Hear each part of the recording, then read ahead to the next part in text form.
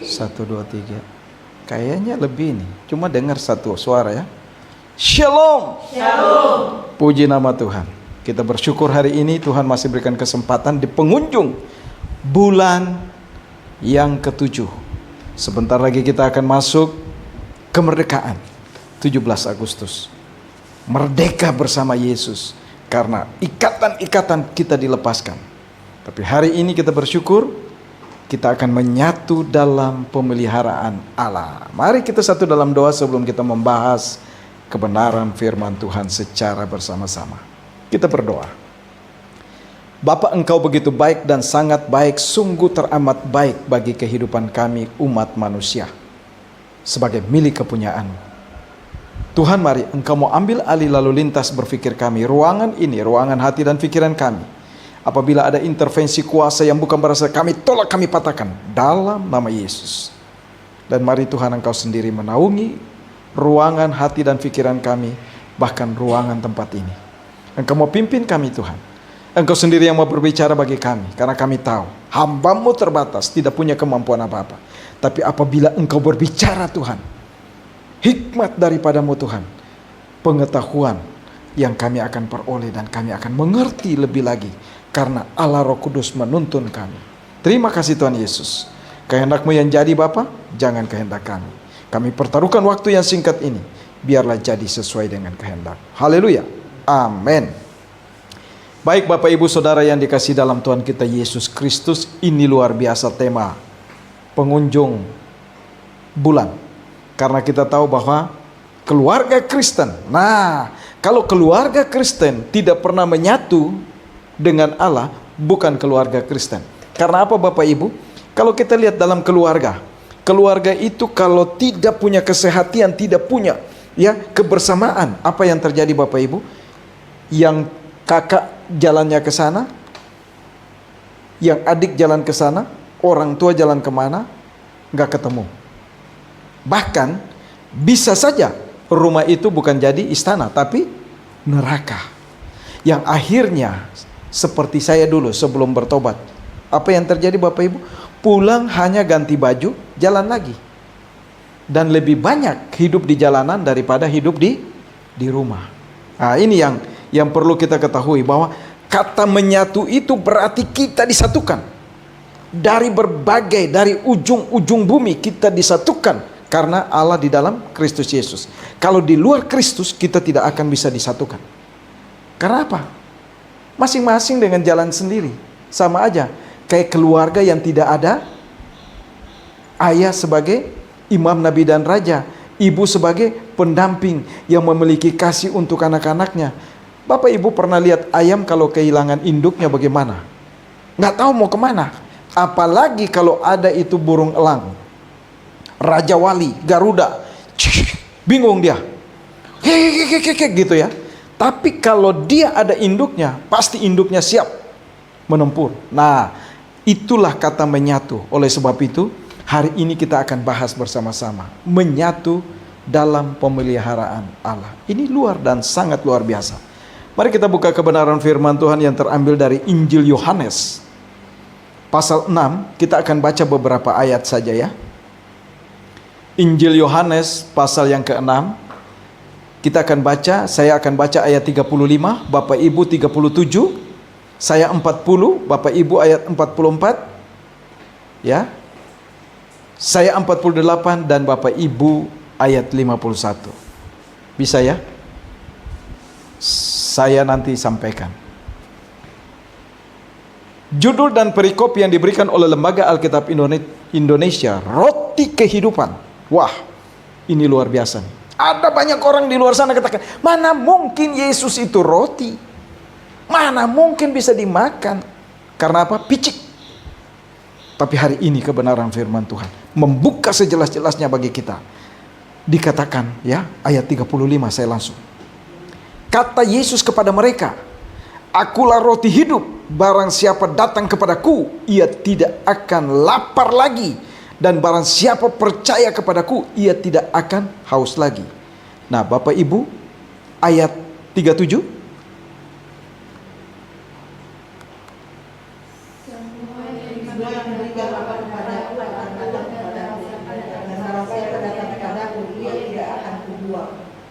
Oke, ayat 40 dikatakan demikian. Habis ini Bapak Ibu ayat 44 ya. Sebab inilah kehendak Bapakku, yaitu supaya setiap orang yang melihat anak dan yang percaya kepadanya beroleh hidup yang kekal, dan supaya aku membangkitkannya pada akhir zaman.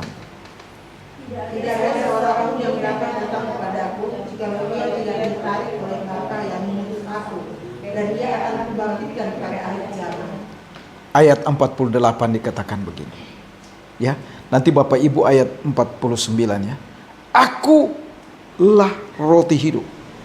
Nenek moyangmu telah makan mana di padang gurun, dan mereka telah makan. Bapak Ibu ayat 51 ya, ayat 50 katakan demikian. Inilah roti yang turun dari surga.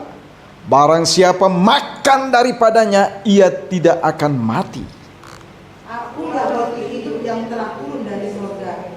Jikalau seorang makan dari roti ini, ia akan hidup selama-lamanya. Dan roti yang kuberikan itu ialah dagingku yang akan kuberikan untuk hidup dunia. Bapak Ibu, Amin. puji nama Tuhan. Banyak orang katakan, mana mungkin Yesus itu roti hidup, gak masuk akal. Apakah dia bisa dimakan? Nah, inilah piciknya kita manusia. Karena apa? Manusia dengan akal pikiran itu terbatas. Tapi kalau kita hidup di dalam Allah, kita diberikan hikmat, kita akan mengerti. Karena apa? Yesus turun dari Allah. Waktu zaman bangsa Israel, Allah ingat, Musa bukan membuat mujizat, tapi Musa berdoa dan Allah menurunkan roti dari sorga, yaitu mana, ya. Mereka makan dan itu terbatas. Karena sebatas apa? Sebatas perut doang, untuk kenyang, supaya jangan mati hari itu. Tapi apa yang terjadi? Bangsa Israel tetap nggak percaya bahwa itu mujizat. Dan Allah yang memberikan makan buat mereka. Mereka masih bersungut-sungut, sungut-sungut lagi. Tapi Allah melihat bahwa manusia butuh roti yang memberikan jaminan keselamatan. Karena begitu besar kasih Allah akan dunia ini, sehingga ia mengaruniakan anaknya yang tunggal, supaya setiap orang yang percaya kepadanya tidak binasa. Itulah roti hidup. Ambil, makan dalam hati kita, hidup kita akan diselamatkan. Bapak Ibu, ini sangat luar biasa. Kalau dikatakan ayat 35 ini sangat jelas. Akulah roti hidup. Pernyataan aku adalah roti hidup adalah pertama dari 7 pernyataan aku adalah. Nah, jadi aku adalah di sini pertama dari kata aku adalah, itu adalah aku adalah roti hidup. Apalagi Bapak Ibu, aku terang dunia, aku pintu. Kalau kita mau masuk ke surga, nggak ada pintu, bagaimana masuk? Coba. Ada orang katakan, iya, surga itu banyak cara, banyak jalan. Nggak ada. Satu-satunya pintu yang untuk masuk ke surga hanya Yesus. Maka itu ada gambar ya. Lihat, aku berdiri depan pintu. Di mana tuh Ibu Ros? Udah disimpan ya? Wahyu 3 ayat 20. Jadi, aku adalah pintu ya. Gembala yang baik. Nah, kalau gembala yang baik itu tahu domba-dombanya kemana. Bukan domba-domba itu menjadi domba-domba yang liar, tapi domba-domba yang akan dituntun untuk mendapat lahan yang bagus, padang yang hijau, makan dan dibawa kepada air yang segar. Itulah gembala yang baik. Bukan cuma hanya lepas dombanya dan tinggalkan begitu saja. Dombanya nggak terarah. Tapi gembala yang baik adalah tahu betul apa kebutuhan domba-dombanya. Nah, aku adalah kebangkitan dan hidup. Wah, ini luar biasa. Dan berikut, akulah jalan kebenaran dan hidup. Nggak ada manusia yang kasih jaminan bahwa dia adalah kebenaran dan hidup. Nggak ada. Hanya ada pada Yesus. Dan yang terakhir, akulah pokok anggur yang benar. Kenapa mesti pokok anggur? Kenapa mesti anggur sih? Anggur itu kan memabukkan. Bapak Ibu, anggur itu tumbuhan yang sebenarnya punya khasiat luar biasa. Menghangatkan di waktu dingin, ya. Membuat syaraf-syaraf, ya. Darah yang tadinya mau membeku disegarkan kembali, itu anggur. Tapi anggur juga pohonnya itu lembut, lemah lembut. Dia mesti ditongkak dulu. Nah, Kalau dibilang akulah pokok anggur, mari. Kalau kita menjadi ranting-ranting itu, jangan ranting-ranting yang kamu kan lemah gemulai. Ayo, bagaimana saya mau nempel di kamu? Jangan. Tapi mari, waktu kita nempel di sana, kesegaran dari anggur itu kita akan menikmati juga. Beda dengan benalu Bapak Ibu. Benalu itu ambil makanan dari tumbuhan yang lain. Itu benalu. Jangan kita menjadi benalu, tapi mari kita menjadi ranting-ranting dari pokok anggur yang benar-benar menghasilkan buah anggur yang luar biasa, yang dapat menyehatkan, menyegarkan, dan bahkan membuat kita menjadi semangat kembali. Nah, ini pernyataan dari aku adalah. Yang pertama, roti, pintu dunia, gembala baik, kebangkitan dan hidup, jalan kebenaran dan hidup, pokok anggur. Bapak Ibu yang dikasihi dalam Tuhan kita Yesus Kristus. Kalau kita lihat dari bagian yang kedua, penyatuan, menyatu dalam pemeliharaan Allah. Kita lihat ayat 37. Ayat 37 dia katakan, semua yang diberikan Bapa kepadaku akan datang kepadaku, dan barang siapa datang kepadaku, ia tidak akan kubuang. Waduh, Bapak Ibu, kalau ada orang katakan begini, ya Naman, emang benar Yesus itu Allah? Saya katakan amin. Karena ingat Bapak Ibu, untuk menjadi orang yang percaya kepada Yesus itu bukan karena kemauan kita. Bukan. Untuk mengenal Allah dengan segala jaminan keselamatannya, bukan karena kepintaran kita. Ada orang pintar, tapi dia katakan apa? Mana mungkin. Bapak Ibu, ada tokoh teologi, namanya Rudolf Bultmann. Itu dia katakan apa?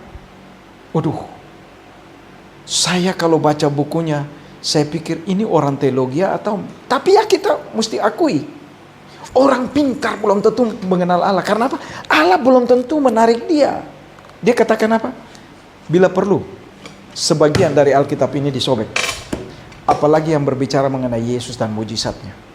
Kalau saya aminin bahwa Yesus dengan mujizatnya itu, amin. Karena dia adalah Allah. Dia adalah Tuhan.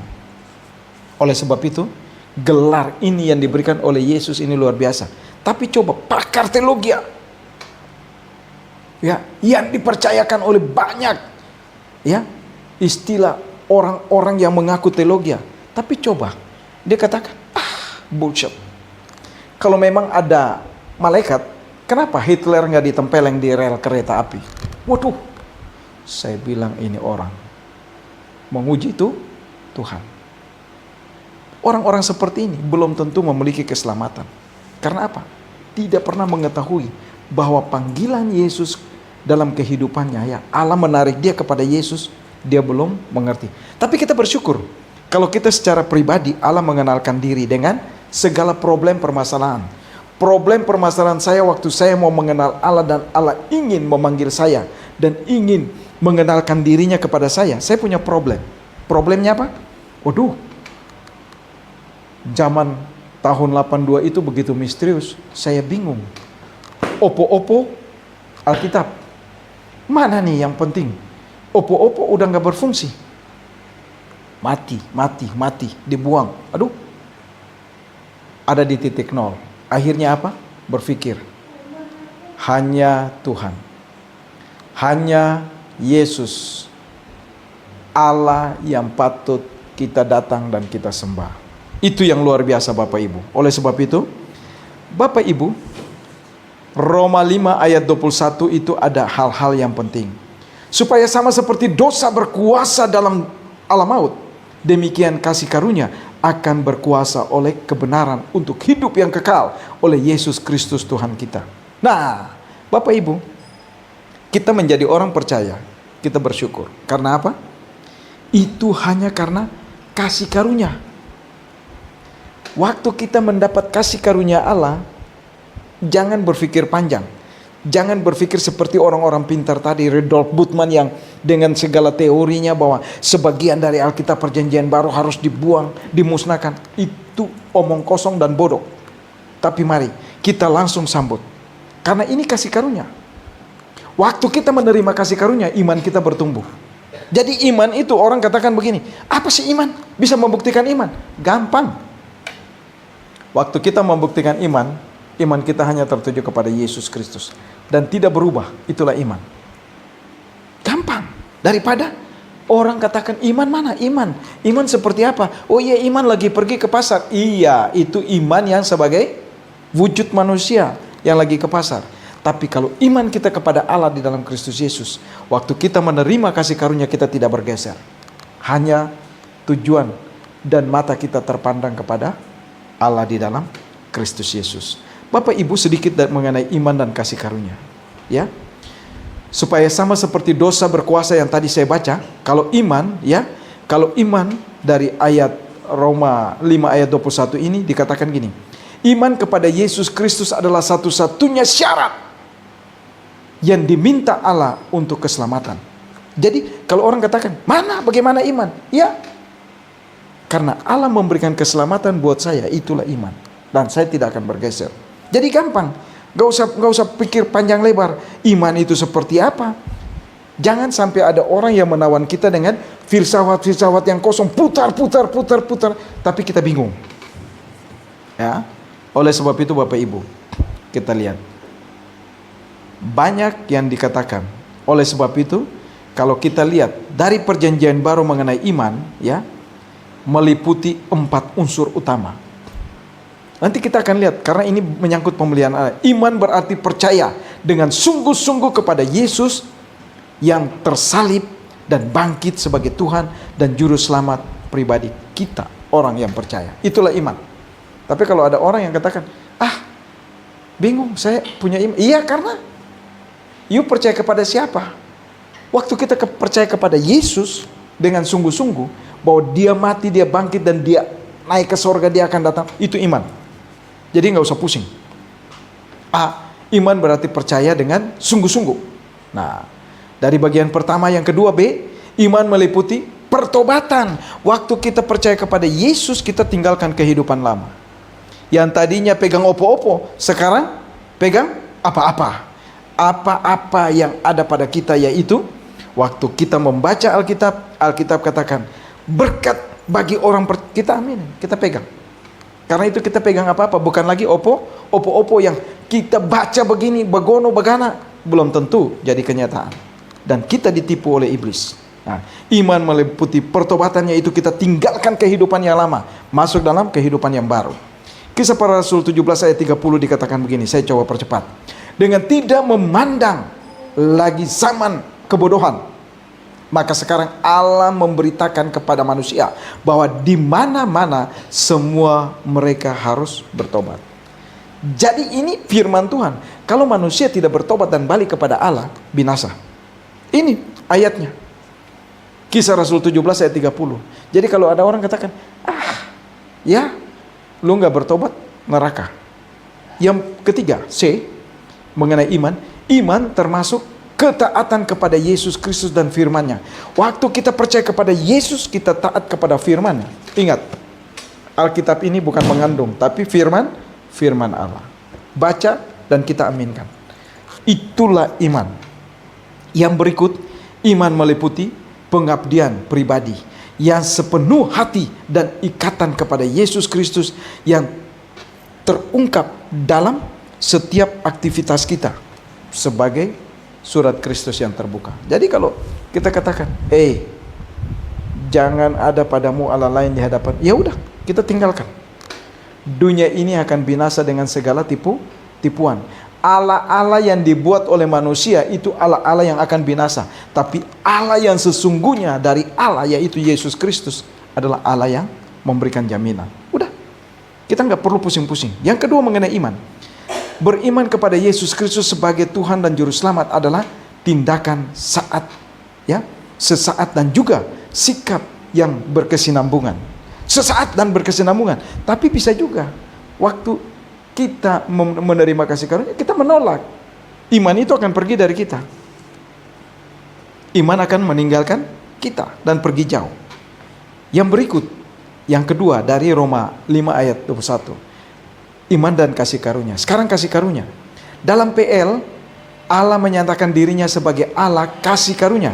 dan kemurahan yang menunjukkan kasih kepada umatnya, bukan karena mereka layak, tetapi karena keinginan Allah itu sendiri kepada manusia.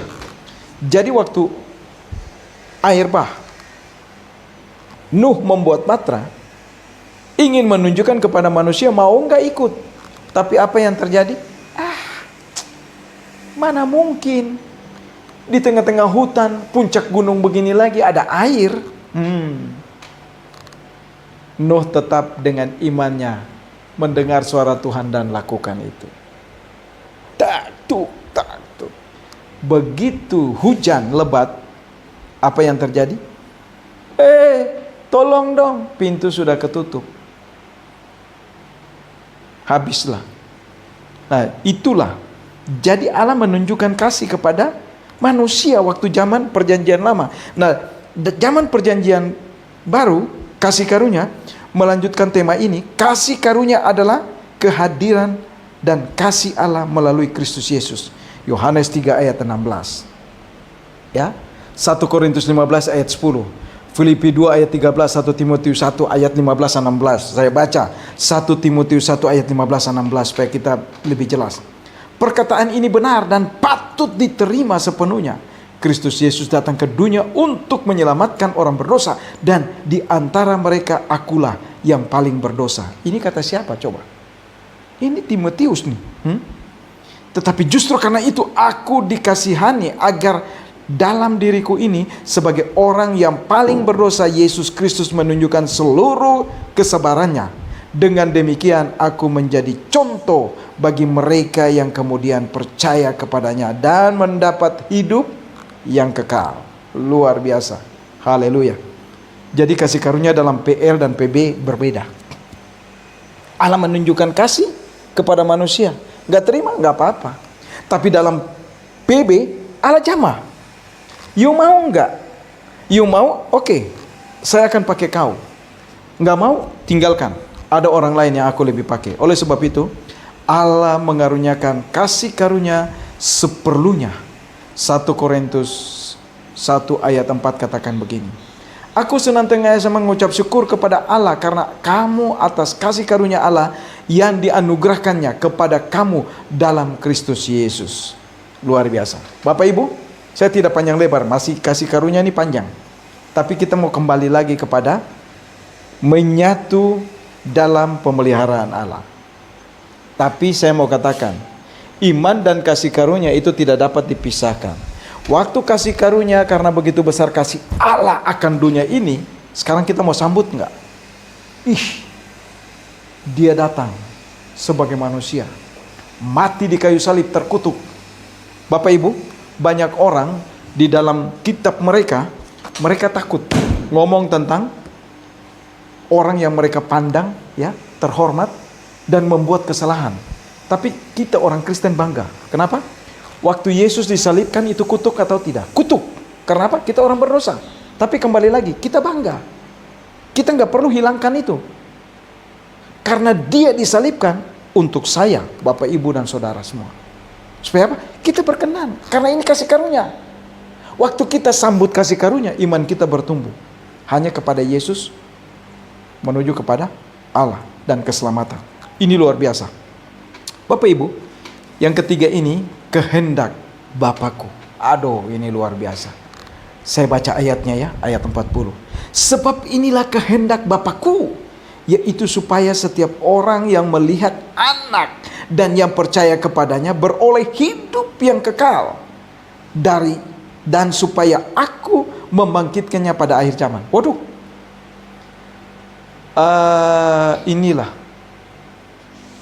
kasih karunia yang ada pada kita sehingga kita diberikan hikmat oleh Allah awal dari pengetahuan. Ini yang luar biasa. Tapi saya mau katakan orang-orang di luar Allah tidak bisa menyatu. Karena apa? Menyatu dalam pemeliharaan. Bagaimana mereka bisa menyatu? Mereka tidak mengenal anaknya, tidak mengenal Allah itu sendiri, tidak mengecap kasih karunia, tidak memiliki iman yang jelas. Mana?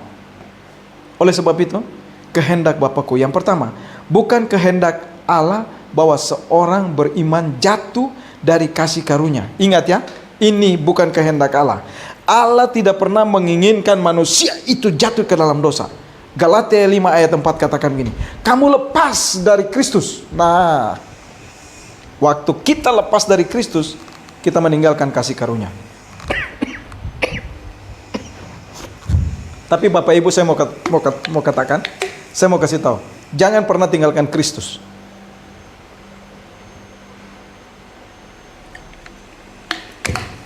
Kamu lepas dari Kristus. Jikalau kamu mengharapkan kebenaran oleh hukum Taurat, kamu hidup di luar kasih Kristus. Waktu kita bisa lakukan hukum Taurat, siapa manusia yang bisa? Gigi ganti gigi, mata ganti mata, bisa nggak? Nggak ada. Maka itu, kasih karunialah menggenapi 10 hukum Taurat menjadi hukum kasih. Bukan lagi 10, tapi 2. Kasihilah Tuhan Allahmu dengan segenap hatimu, dan kasihilah sesamamu manusia seperti dirimu. Inilah kasih karunia yang Allah berikan buat kita. Luar biasa.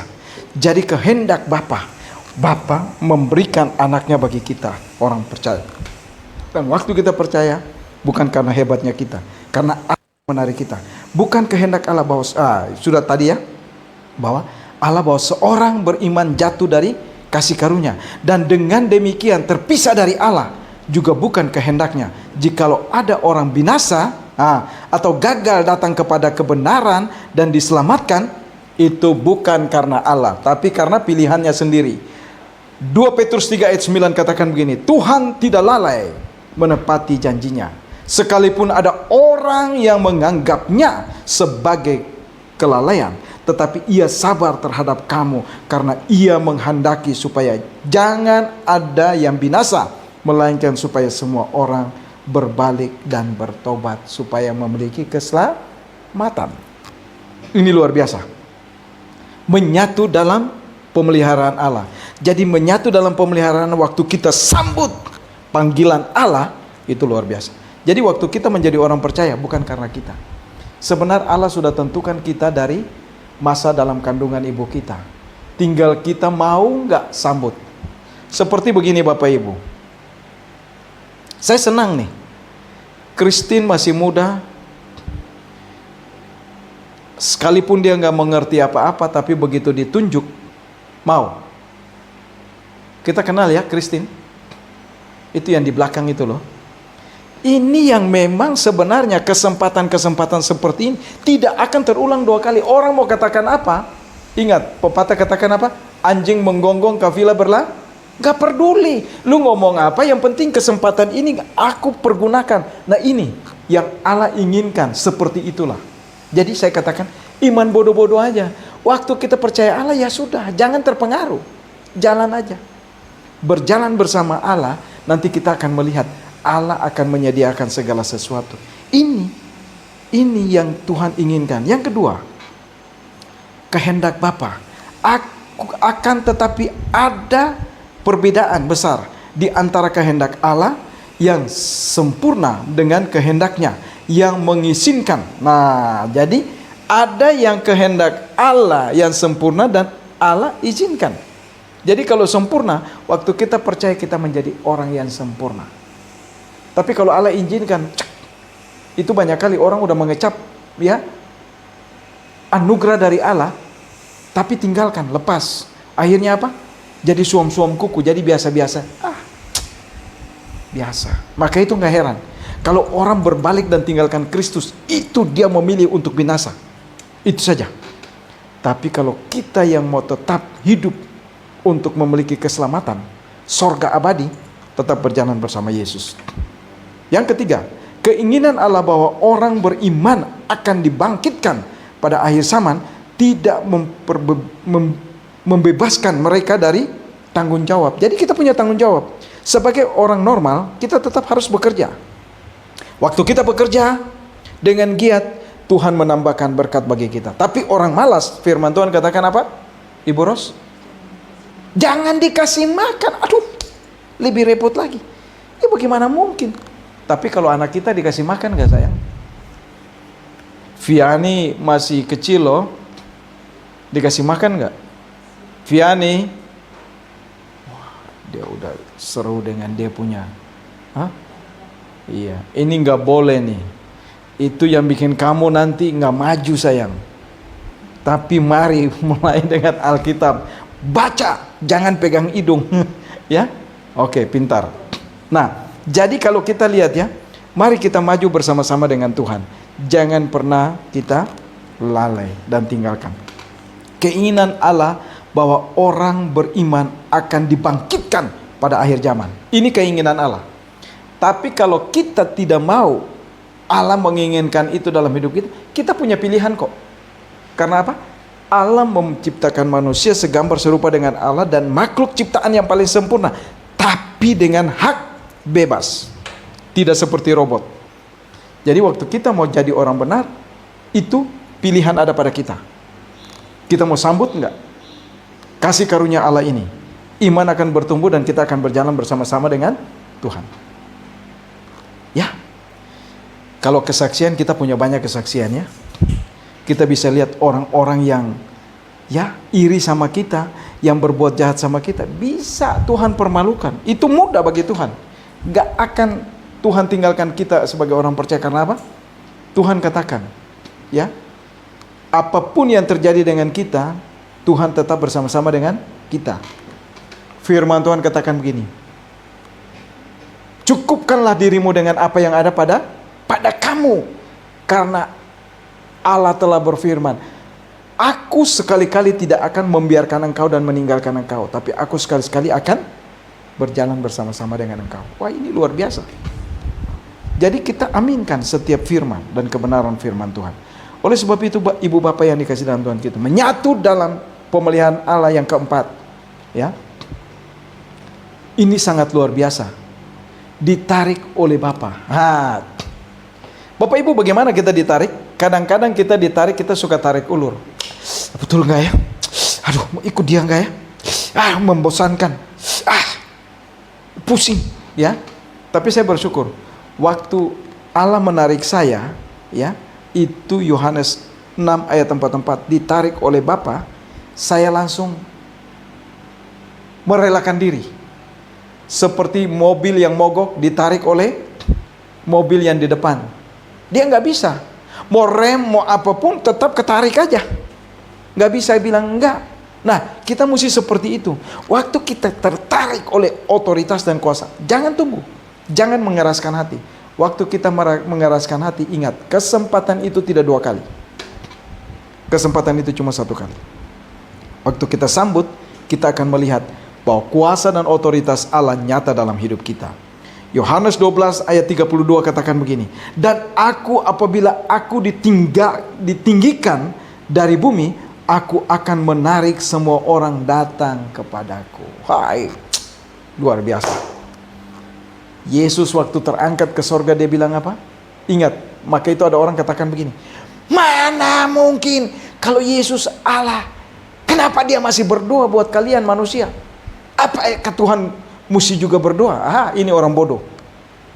Bapak Ibu, Allah itu dengan kasih karunia, Dia begitu mengasihi kita orang percaya. Orang yang ditarik oleh Dia, Dia tetap jaga. Maka itu dia berdoa kepada Allah apa? Supaya jangan ada orang yang menarik kita. Supaya jangan ada kuasa kegelapan yang menyerumuskan kita. Tapi kita dilindungi. Maka itu doa Bapa kami itu Yesus ajarkan sebagai Allah. Itu luar biasa. Ampunilah kami seperti kami mengampuni orang yang bersalah kepada. Betul nggak? Waktu orang berbuat jahat, kita mengampuni nggak? Harus mengampuni.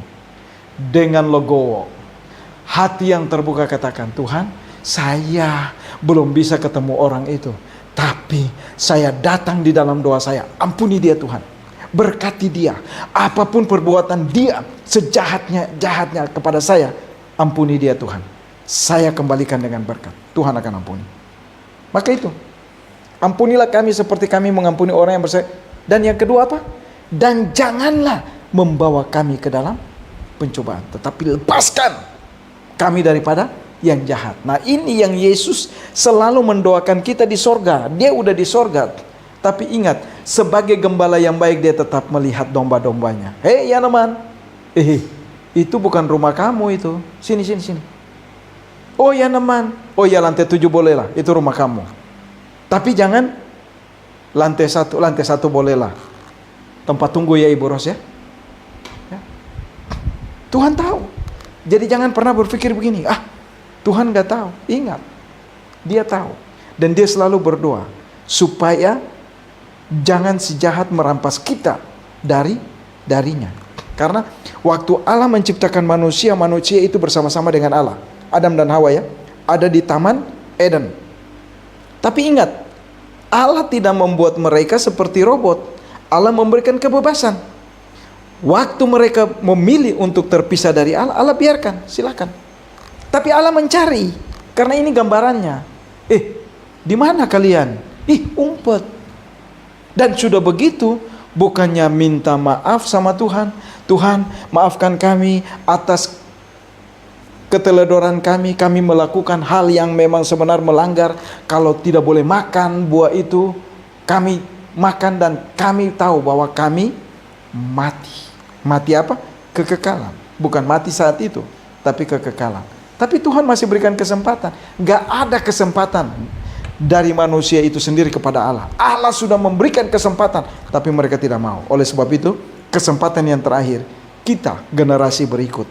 Mau nggak? Dia udah datang nih sebagai manusia, menunjukkan wujud Allah. Dia manusia loh, sama seperti kita. Iya, karena dari awal Allah ciptakan kita manusia segambar serupa dengan dirinya. Bukan hewan, bukan angin, bukan pohon, bukan batu dan sebagainya. Tapi manusia, wujud gambaran Allah. Waktu jatuh, gambaran itu rusak. Dia ingin kembali perbaiki. Mau nggak kita diperbaiki? Foto yang sudah buram, mau nggak dibersihkan kembali? Wah, ini luar biasa. Itulah ya daya tarik oleh Allah Bapa kepada kita orang percaya. Bapak Ibu, yang berikut, yang kelima, menyatu dalam pemeliharaan Allah. Ayat 54, saya baca buat kita. Barang siapa makan dagingku, aduh luar. Bapak Ibu, jadi waktu kita masuk dalam perjamuan kudus, mari kita menyadari kembali begini. Waduh, mengingatkan bagaimana penderitaan Kristus. Bapak Ibu tahu, The Passion of the Christ itu satu film yang luar biasa. Mestinya film Yesus of Nazareth seperti itu babak belurnya. Mark Jason, dia waktu mulai merancang film ini, kenapa dia waktu dia tabrakan, semua dokter katakan begini, Gibson, you nggak bisa lagi sempurna kalau bukan mujizat dari Allah. Dan dia cuma berdoa. Waktu dia berdoa dan mujizat itu terjadi, semua sobekan muka ya, tabrakan yang membawa maut kepada dia kembali sempurna. Dan memang sempurna adanya. Dan waktu dia mulai membuat skenario mengenai Yesus, film Yesus, dia mulai menciptakan apa? Bahwa waktu Yesus menanggung dosa manusia, itu bukan cuma pikul salib. Waktu Bapak Ibu nanti ke Israel, itu ada jalan salib. Tiap kapel itu kita singgah, karena itu di situ waktu kapel itu dibuat, berarti penderitaan pertama Yesus jatuh.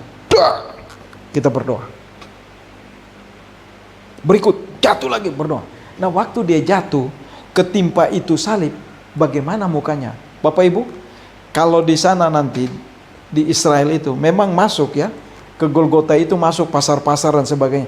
Tapi jalannya itu bukan jalan, oke aspal begini aja, kalau kita jatuh mukanya ke bawah, menghadap ke aspal bagaimana? Hancur nggak? Itu di sana batu, aduh tajam-tajam. Itu batu karang itu ya, yang luar biasa loh. Kita jalan aja kadang-kadang, gitu. Bagaimana kalau dia jatuh? Dan itu sampai saat ini tidak boleh dibuat jalan yang licin. Supaya setiap kita nafas tilar ke sana, kita melihat, luar biasa penderitaan Yesus. Jadi waktu jatuh, oke, badannya aja. Tapi begitu salib itu timpa badannya ke batu itu, apa yang terjadi? Pasti rusuknya patah. Maka itu The Passion of the Christ, mukanya hancur. Iya. Gak berbentuk wajah. Hebat Mel Gibson. Dia waktu menerima mujizat dan dia lakukan itu sangat luar biasa. Karena apa? Iya. Makan dagingku dan minum dari darahku. Luar biasa. Bapak Besman, belum malam. Kalau mau dibuang, lem biru, lempar ke sini, beli baru. Kita tampung, iya kan? Banyak hamba Tuhan yang butuh. Oke. Tapi saya mau katakan begini. Waktu kita lihat ya, dikatakan makan dagingku dan minum darahku. Kita kembali lagi. Ini boleh saja kiasan. Tapi yang mau dibilang roti dari langit, inilah kasih karunia yang Allah berikan buat kita waktu kita percaya dengan sungguh-sungguh dengan mulut kita, berarti kita makan roti itu. Karena apa? Dia akan tetap ada dalam kehidupan kita. Menyatu. Waktu orang terima Yesus, Yesus itu tidak pergi jauh-jauh, tapi bersama-sama. Dan kebanyakan dari kita orang percaya waktu kita memakan roti hidup, menjadi orang percaya kepada Yesus, kita itu meninabobokan dia. Kita lebih apa? Mengandalkan kemampuan kita, menganggarkan ego kita, ya, si akunya.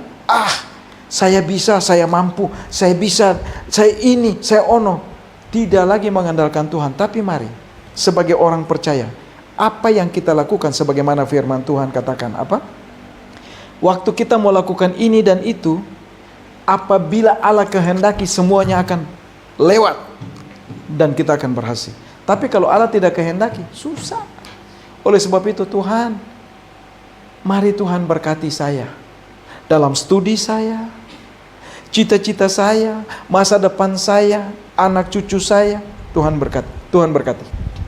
Tapi kalau kita, saya mampu, saya punya banyak pendapat kok, ya, pendapatan saya banyak, saya punya bisa kumpul buat masa depan. Ingat Bapak Ibu, kalau itu yang kita banggakan, akan lenyap dari kita. Dan itu sekejap. Harta kita itu menguap seperti uap yang kelihatan dan pergi lenyap. Tapi kalau berkat dari Tuhan, itu selama-lamanya. Damai sejahtera ku berikan kepadamu, ku tinggalkan kepadamu. Waduh, luar biasa. Lebih dari segala-galanya. Oleh sebab itu Bapak Ibu, ini yang mengingatkan kita bahwa Yesus adalah firman yang hidup. Alkitab merupakan firman yang tertulis, tapi Yesus adalah firman yang hidup. Kalau dia katakan, marilah kepadaku yang letih lesu dan berbeban berat, datang, aku akan memberikan kelegaan. Amin. Maka itu Bapak Ibu, iblis tidak pernah takut nama Allah. Iblis tidak pernah takut nama Tuhan. Allah yang mana? Tapi kalau nama Yesus, nama di atas segala nama, iblis gemetar. Maka itu kalau ada pelepasan, dalam nama Yesus. Waduh. Tapi coba, dalam nama Allah. Allah yang mana? Nah, Allah dan Tuhan, Allah ada di dalam Kristus Yesus. Oleh sebab itu Bapak Ibu, perlu kita ingat. Di sini Yesus menyebut dirinya roti hidup. Ya. Sedangkan pada bagian yang lain, dia menghubungkan roti ini dengan firman Allah. Jadi, firman itu waktu kita baca, kita makan, ya. Firman itu mengenyangkan kita. Firman itu nyata, Allah menjadi manusia. Itulah yang dia inginkan. Yang kedua dari poin yang kelima ini, kita diselamatkan oleh kasih karunia Allah dan kuasa pembaharuan Roh Kudus ketika kita mendengar dan menerima firman Allah. Jadi waktu kita mendengar firman Allah, waktu kita baca, Allah mengubah kehidupan kita, menjadikan kita yang tidak berarti menjadi berarti dan berkenan bagi Dia. Kita akan terus selamat dan menerima kasih karunia dengan tetap bersatu dengan Kristus, serta melalui firman-Nya kita makin dewasa. Karena apa? Itu yang Allah inginkan. Bapak Ibu, dari kebenaran firman Tuhan ini, menyatu dalam pemeliharaan Allah hanya ada pada Yesus Kristus. Di luar Yesus kita tidak bisa menyatu dengan Allah. Allah yang mana? Allah yang tidak berwujud, gak ada. Allah itu berwujud dan mempunyai pribadi yang jelas di dalam Kristus Yesus. Amin Bapak Ibu. Amin. Mari kita tunduk kepala dan kita berdoa. Bapa, di dalam nama Tuhan kami Yesus Kristus, kami bersyukur dan berterima kasih. Engkau begitu baik dan sangat baik, sungguh amat baik. Kalau hari ini kami boleh melihat bahwa menyatu dalam kehidupan atau pemeliharaan Allah di dalam Kristus Yesus sangat jelas. Karena firman Tuhan katakan, akulah roti hidup. Barang siapa yang makan dan minum daripadaku, dia akan mengalami keselamatan. Kami bersyukur Tuhan, kalau Engkau boleh menarik kami, menjadikan kami milik kepunyaan-Mu, karena bukan hebatnya kami, bukan kuatnya kami, tapi karena Engkau punya otoritas dan kuasa itu. Mari Tuhan Engkau ajarkan kami, supaya kami terus berhikmat, dan terus dipelihara, menjadi biji mata-Mu di tengah-tengah dunia yang semakin hari semakin gelap. Terima kasih Tuhan Yesus. Kehendak-Mu yang jadi Bapa, jangan kehendak kami. Haleluya. Amin.